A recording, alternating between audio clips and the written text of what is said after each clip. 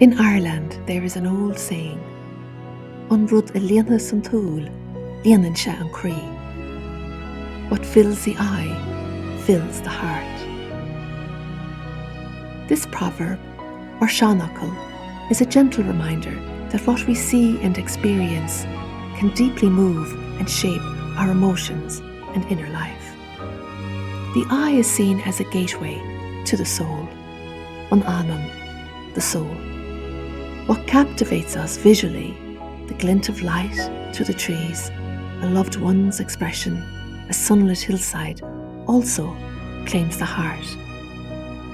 This is the realm of the numinous, the mysterious, awe-filled presence that touches us beyond reason or logic.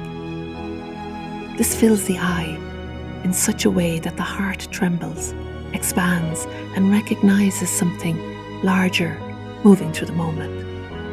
The soul recognizes the sacred in what it beholds.